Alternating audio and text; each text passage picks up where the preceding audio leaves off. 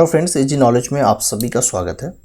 इस वीडियो के अंदर हम आपको बताना चाहेंगे कि जो चार्ट होता है वो चार्ट पढ़ना बहुत ही इम्पोर्टेंट चीज़ है, क्योंकि चार्ट से ही हम लोग डिसीज़न लेते हैं कि किस तरह से हमारी जो ट्रेडिंग है उसमें बाई करना है मुझे, या फिर मुझे सेल करना है, या फिर मुझे नो ट्रेड करना है। ये तीन चीज़ की मुझे जानकारी यहाँ पर मिलती है इस चार्ट से। तो इस चीज़ की जानकारी के लिए मुझे चार्ट जो है उसे सही से समझ आनी चाहिए।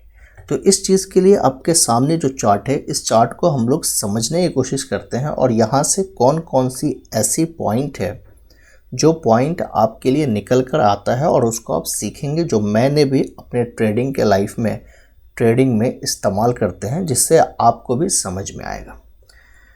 पहली चीज़ देखिए कि जो यहाँ पे फर्स्ट कैंडल बना है, उससे पहले हम आपको बता दें कि ये जो चार्ट है ये निफ्टी 50 की चार्ट है। 15 मिनट का हम टाइम फ्रेम लिए हुए हैं। कितने मिनट का है ये? 15 मिनट की टाइम फ्रेम है। 15 मिनट के टाइम फ्रेम में जो कैंडल्स है उस कैंडल को हम आपको समझाना चाहते हैं। यहाँ पे देखिए जो फर्स्ट कैंडल बना है 15 मिनट का, इस 15 मिनट के फर्स्ट कैंडल में आप देखेंगे कि प्राइस जो है ओपन तो होता है, ओपन होने के बाद बायर्स थोड़ा ऊपर ले जाता है पहले, उसके बाद फिर क्या करता है, सेलर्स यहाँ से ज़बरदस्त जो है नीचे की तरफ सेलिंग प्रेशर बनाता है, लेकिन फिर लास्ट में जो बायर्स है वो यहाँ पर लाकर छोड़ देता है। इसका मतलब यहाँ पे ये है कि ये जो कैंडल है, ये जो आपको विक देख रहे हैं, लोअर विक, इस विक पे बाइंग प्रेशर अच्छा खासा पड़ा है। बाइंग प्रेशर जो है यहाँ पे हम कहेंगे कि अच्छा खासा पड़ा है। ठीक है, ये फर्स्ट कैंडल से आपको पता चला। सेकेंड कैंडल में भी सेम चीज़ हुआ है, लेकिन फर्स्ट और सेकेंड कैंडल में एक चीज़ कॉमन है जिसको आपको समझना है और देखना है कि फर्स्ट कैंडल कुछ यहाँ पे जो ये जो लाइन आपको दिख रहा है, इस लाइन के आसपास टच करके फिर से वापस नीचे आ रहा है। इस लाइन के आसपास ये जो लाइन दिख रहा है, ये जो लाइन है वो है आपका 25,070 का लाइन है। ये हमारा जो है, ये हमारा प्राइस है, ये निफ्टी 50 का प्राइस है। तो कितने, कौन से लाइन पे टच करके वापस आ रहा है मार्केट में? 25,070, मतलब कि 25,070 के प्राइस पे ये दोनों कैंडल ने टच किया और वापस नीचे की तरफ आकर इसके नीचे क्लोजिंग प्राइस दिया। तो इसका मतलब ये है कि यहाँ पे मुझे ये पता चल रहा है कि ऊपर एक लेवल है इस जगह पर, जो लेवल है 25,100 का लेवल है। क्लियर? तो पहली चीज़ यहाँ पे है कि 25,100 के लेवल पे सेलर यहाँ पे होंगे। क्लियर? इसके बाद यहाँ पे जो प्राइस टच करके वापस आ रहा है, तो ये जो सेलर है, ये सेलर नहीं चाहते हैं कि इसके ऊपर आए या फिर इसके जगह तक आए, क्योंकि जैसे यहाँ पे इसके ऊपर आएगा, टच करेगा, तो इसको थोड़ा डर लगना शुरू हो जाएगा। तो इस चीज़ का भी आपको ख्याल रखना है। क्लियर? तो यहाँ पे टच करने का दोनों कैंडल नीचे क्लोज करता है इसके, तो इसका मतलब ये है कि जो सेलर यहाँ है उसका असर यहाँ पे दिख रहा है, या फिर इस पॉइंट पे भी कुछ सेलर एक्टिव होंगे। यहाँ पे आपको समझ में आए। थर्ड में इसका रिज़ल्ट ये हुआ कि थर्ड में जो है बायर्स ने अपना दम तोड़ दिया और यहाँ पे एक कैंडल आपको दिखा जो एक पूरी तरीके से बियरिश कैंडल एक अच्छे फॉर्म में मिला, मतलब कि लॉन्ग बियरिश कैंडल के फॉर्म में आपको मिल गया।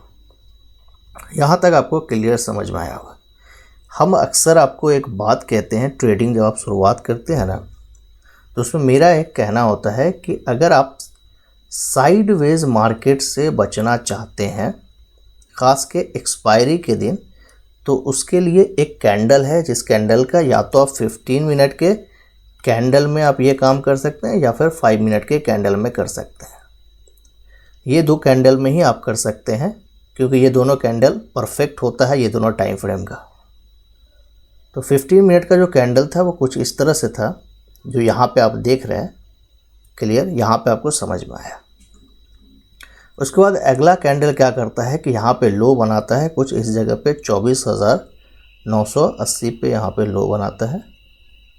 उसके बाद यहाँ से लेकर जो भी यहाँ तक कैंडल बनते हैं वो सारे कैंडल इसके अंदर पे रह जाते हैं। सिर्फ एक कैंडल यहाँ पे लोएस्ट पॉइंट पे आता है, इसको हम लोग समझते हैं। कॉमन बातें ये हैं कि यहाँ पे एक पॉइंट देखिएगा कि 25,020 का एक पॉइंट है, जिस पॉइंट को आपको 10 बजे का ये कैंडल है, 10 बजे से लेकर और 1:45 तक, मतलब कहेंगे कि 10 बजे का जो कैंडल बना था वहाँ से लेकर 1:45 तक ये कैंडल 25,020 के लेवल को ब्रेक नहीं कर पा रहा है। इसको ब्रेक नहीं कर पा के, मतलब इस लेवल को ब्रेक करके क्लोजिंग नहीं दे पा रहा है। इसका मतलब ये समझ में आता है कि जो 25,020 का लेवल था यहाँ पे, ये पूरी तरीके से जो स्ट्रॉन्ग आपका रेजिस्टेंस के रूप में बन गया हुआ था। जब इतनी सारी कैंडल मिलकर अगर इस लेवल को ब्रेक नहीं कर रहा है तो इसका मतलब यह है कि यहाँ पे सेलिंग पॉइंट अच्छा खासा है, प्लस यहाँ पे सप्लाई जोन बना हुआ है। क्या बना हुआ है? सप्लाई जोन बना हुआ है, जिसकी वजह से ये मार्केट ऊपर की तरफ नहीं जा रहा है। अगर डिमांड होता तो मार्केट ऊपर की तरफ चला जाता है। एक चीज़ तो यहाँ पे आपको ये भी चीज़ समझ में आया। तो यहाँ पे हमारा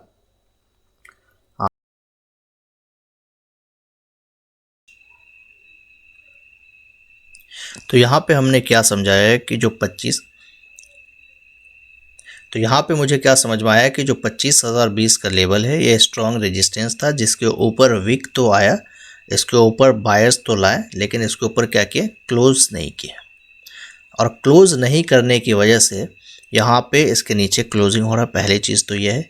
दूसरी चीज़ है कि कुछ यहाँ पे एक लाइन आपको देखेंगे 25,000 का एक स्ट्रॉन्ग रेजिस्टेंस का भी रूप कर रहा है, सपोर्ट का भी रूप कर रहा है। तो इसके आसपास में भी मार्केट क्या कर रहा है कि यहाँ पे एक अच्छा खासा इस लाइन के नीचे तो जा रहा है, लेकिन क्या कर रहा है? क्लोजिंग नहीं दे रहा है। 24,990 का यहाँ पे एक लाइन खींचा हुआ है, जिसके नीचे क्लोजिंग नहीं दे रहा है। अब देखेंगे जैसे यहाँ पे आया, क्लोजिंग नहीं मिला, यहाँ पे क्लोजिंग नहीं, यहाँ पे क्लोजिंग नहीं, यहाँ पे क्लोजिंग नहीं है। एक यहाँ पे कैंडल निकल लेके आया, नीचे क्लोजिंग दिया, लेकिन अगला ही कैंडल जो है जस्ट बायर यहाँ पे एक्टिव हो गए।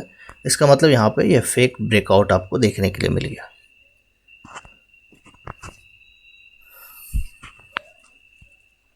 तो यहाँ पे ये फेक ब्रेकआउट हो गया, जिसकी वजह से आप देख सकते हैं कि क्लियर तरीके से यहाँ पे नहीं मिला।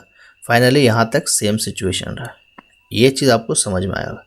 दूसरी चीज़ आपको हम और ये समझाना चाह रहे हैं कि यहाँ पे आप देखिएगा एक चीज़, जो जब भी मार्केट में आप अगर एनालिसिस करते हैं तो उस चीज़ को आप समझिएगा कि पिछले डे का जो क्लोजिंग प्राइस था, वो क्लोजिंग प्राइस जो था वो ये था।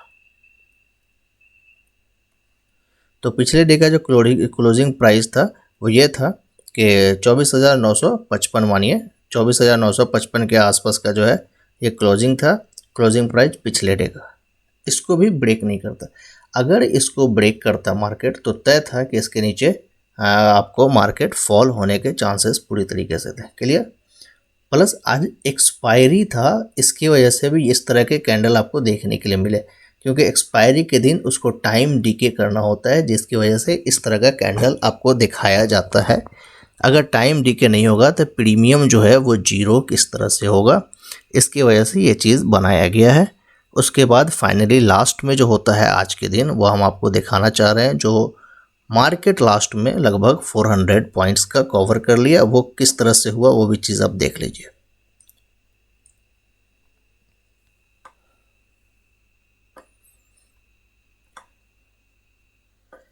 यहाँ पर देखिए कि ये तो स्ट्रॉन्ग आपको रेजिस्टेंस लेकर बैठा ही हुआ था। क्लियर?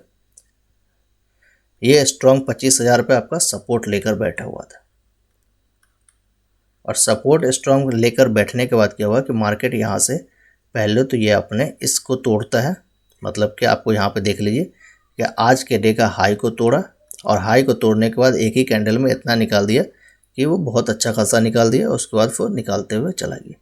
ये शाम का पीरियड था, जिसकी वजह से ऐसा हुआ।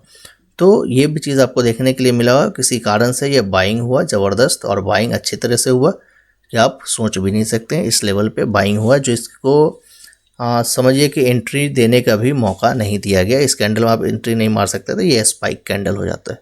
तो कुछ इस तरह से आपको देखने के लिए मिला। अगर वीडियो से कुछ सीख मिला हो तब ज़रूर इस चैनल को सब्सक्राइब कर ले और अपने दोस्तों को भी शेयर कर दीजिए। मिलते हैं नेक्स्ट वीडियो में। Thanks for watching.